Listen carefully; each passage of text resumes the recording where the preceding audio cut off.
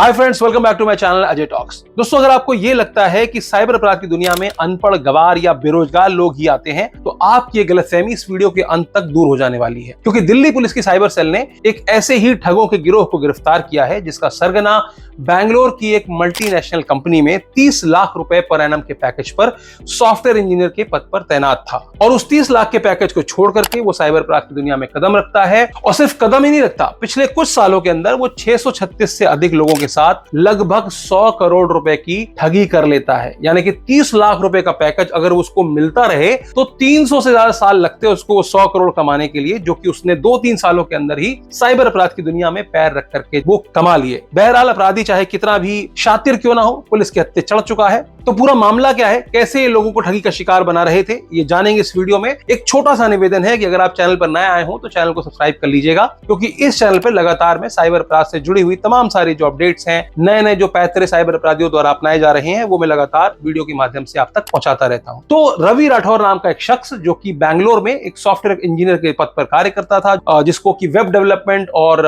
Mobile application development की अच्छी खासी समझ थी, और उसका इस्तेमाल करते हुए उसने एक वेबसाइट और एक एप्लीकेशन बनाई जिसका नाम था ट्रेड मेकर एल्गो। यहां पर ट्रेडिंग कराई जाती थी। ट्रेडिंग के नाम पर लोगों को लुभावने ऑफर दिए जाते थे, उनको घर बैठे पैसे कमाने के लिए ऑफर्स दिए जाते थे। तो पूरा ऑपरेशन कैसे काम करता था, तो बैंगलोर में बैठा Ravi Rathore mobile application, servers, websites, ये सारी चीजें मैनेज करता था। वहीं दूर मध्य प्रदेश में सनावद में बैठे हुए दो लोग, विकास राठौर और सुदामा, जिनको की पुलिस ने गिरफ्तार किया है, वो दोनों लोग वहां पर बाकायदा एक कॉल सेंटर सेटअप करते हैं। उस कॉल सेंटर में कुछ महिलाओं को, कुछ लड़कियों को हायर करते हैं कॉलिंग करने के लिए। अब उनके पास डेटा कहां से आता है? डेटा आता है एडवर्टीजमेंट से, यानी कि प्रॉपर इसका एडवर्टीजमेंट फेसबुक और इंस्टाग्राम पर चलाया जाता है, जहां बताया जाता है कि आप बहुत ही आसानी से घर बैठे ही थोड़ा सा इन्वेस्टमेंट करके लाखों रुपए का मुनाफा कमा सकते हैं। लोग विश्वास इसलिए करते हैं क्योंकि बहुत सारे फेक प्रूफ्स वहां दिखाए जाते हैं। कई सारे इन्फ्लुएंसर्स को भी एनरोल किया जाता है और उनको बताया जाता है कि यहां पर आपको कुछ नहीं करना, आपको महज हमारी एप्लीकेशन में जाकर के पैसे लगाने हैं, बाकी सारा काम एल्गो करेगा, बॉट करेगा। इस तरह के बॉट्स बेचने के नाम पर, या फिर वो कहते हैं एल्गोरिदम हमारा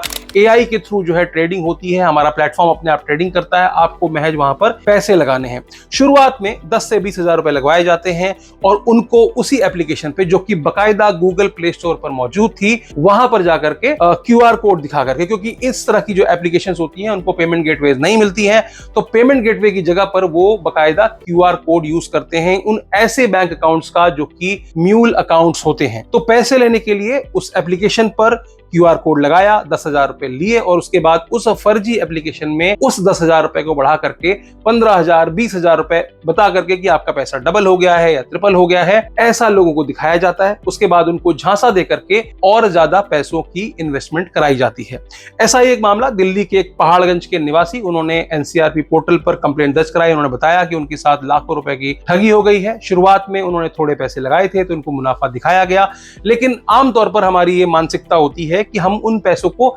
निकालते नहीं हैं, री इन्वेस्ट करते हैं। या फिर ये भी कह सकते हैं कि इनके जो गुर्गे होते हैं, जो कॉल सेंटर्स में बैठे हुए लोग हैं, वो आपको बार बार ये कहते हैं कि अब आप इस पैसे को लगाएंगे तो ये पैसा 5x हो जाएगा, 10x हो जाएगा, और उस एप्लीकेशन के अंदर वो जो आपका अमाउंट है वो लगातार बढ़ता हुआ दिखाया जाता है। जब विड्रॉल देने की बारी आती है तो या तो वो आपका एप्लीकेशन से नाम हटा देते हैं, यानी कि आपका अकाउंट ही डिलीट कर देते हैं, और उनका कोई पता या एड्रेस तो कुछ होता नहीं है, वहां आप पहुंच नहीं सकते। आप उसकी शिकायत भी करेंगे तो कहां करेंगे? तो सिर्फ एक चीज आपके पास बचती है, वो है cybercrime.gov.in, जिसमें कि लोगों ने जाकर कंप्लेंट की तो उसके तार, जो बैंक अकाउंट्स हैं, वो जुड़े सनावद से। तो सनावद की पुलिस को वहां पर रिपोर्ट किया गया। वहां जाकर के जब खंगाला गया तो पता चला कि प्रॉपर कॉल सेंटर सेटअप किया गया है। पुलिस को वहां से तमाम सारे लैपटॉप्स, मोबाइल्स और बैंक डिटेल्स, जिनमें कि 14,000 से अधिक ट्रांजैक्शंस का भी पता चला है कि भाई साहब 14,000 ट्रांजैक्शंस अब तक हो चुकी हैं, जिसके माध्यम से ये 100 करोड़ रुपए अलग अलग लोगों से इन्वेस्ट कराए गए और बाद में उनका अकाउंट बंद करके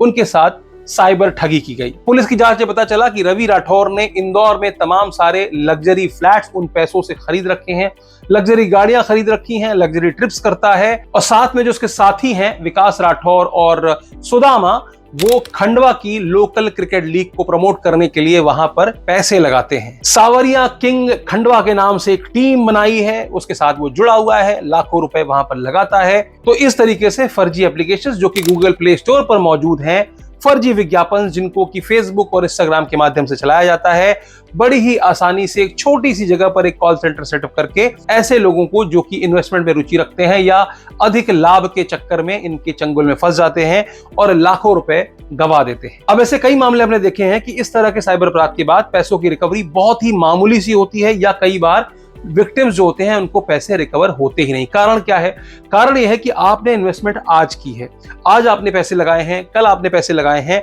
और उन म्यूल अकाउंट्स के जरिए जिनसे कि इन पैसों को फर्दर बहुत सारे म्यूल अकाउंट्स में स्प्लिट कर दिया जाता है जिनका कि कोई पता ठिकाना नहीं होता। मरे हुए व्यक्तियों के नाम पे अकाउंट्स होते हैं या फिर खरीदे हुए जो गरीब लोग होते हैं उनसे 2-2, 5-5 हजार रुपए दे करके उनके डॉक्यूमेंट्स के आधार पर जो बैंक अकाउंट खुलवा लिए जाते हैं, उन बैंक अकाउंट्स का इस्तेमाल करके ये साइबर अपराधी पैसों को इतनी जगह राउट करते हैं और अंत में देश से बाहर ले जाकर के क्रिप्टो शिप्टो खरीद करके उन पैसों को ठिकाने लगा देते हैं। और जो विक्टिम होता है उसको इस बात का एहसास कि मेरे साथ ठगी हो चुकी है काफी दिनों के बाद होता है। 15-20 दिन, 50 दिन, कई दिन तक उन एप्लीकेशंस या उनके मालिकों से वो रिक्वेस्ट करता रहता है विड्रॉल्स की कि मुझे इतने पैसे दे दो, और वो उनको अलग अलग कारण बता करके उनके विड्रॉल्स को रिजेक्ट करते रहते हैं। ऐसे समय में जब विक्टिम्स के पास कोई चारा नहीं होता तब वो अंत में साइबर क्राइम पोर्टल पर जाकर के रिपोर्ट करता है, लेकिन तब तक उस दौरान वो सारे पैसे जो हैं वो गायब कर दिए जाते हैं और रिकवरी बहुत मुश्किल हो जाती है, क्योंकि पुलिस भी यहां पर ये देखती है कि आपका दिया हुआ पैसा जिस अकाउंट में आपने दिया था